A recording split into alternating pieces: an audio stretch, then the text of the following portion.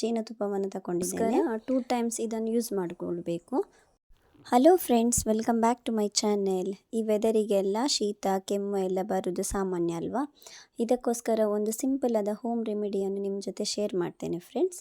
ಇಲ್ಲಿ ನಾನು 1 ಲೋಟ ಬಿಸಿ ನೀರನ್ನು ತಗೊಂಡಿದ್ದೇನೆ.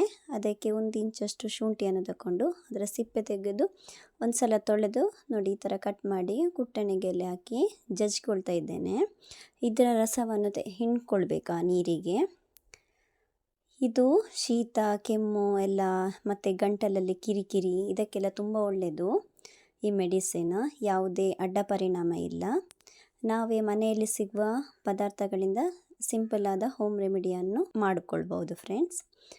ಇಲ್ಲಿ ನೋಡಿ ನಾನು ಪ್ಯೂರ್ ಆದ ಜೇನುತುಪ್ಪವನ್ನು ತಗೊಂಡಿದ್ದೇನೆ.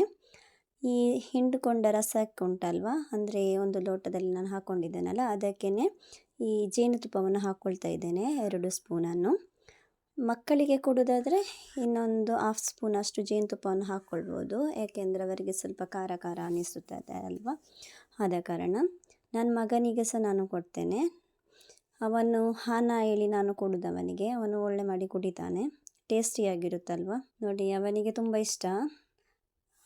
ಅವನು ಮೆಡಿಸಿನ್ ಎಲ್ಲ ತಗೊಳ್ಳಿಕ್ಕೆ ಕೇಳೋದಿಲ್ಲ. ಆದ ಕಾರಣ ಈ ಥರದೇ ಹೋಮ್ ರೆಮಿಡಿಯನ್ನು ನಾನು ಟ್ರೈ ಮಾಡ್ತಾ ಇರ್ತೇನೆ ಫ್ರೆಂಡ್ಸ್. ಮಕ್ಕಳಿಗೆ ಸಹ ಕೊಡ್ಬೋದು. 4 ಇಯರ್ ನಂತರ ಈ ಮ್ಯಾಜಿಕಲ್ ಡ್ರಿಂಕ್ ಕುಡಿದರೆ ಗ್ಯಾಸ್ಟ್ರಿಕ್ಕಿನ ಸಮಸ್ಯೆ ನಿವಾರಣೆ ಆಗುತ್ತದೆ. ಹಾಗೆ ರೋಗ ನಿರೋಧಕ ಶಕ್ತಿಯನ್ನು ಇದು ಹೆಚ್ಚಿಸುತ್ತದೆ.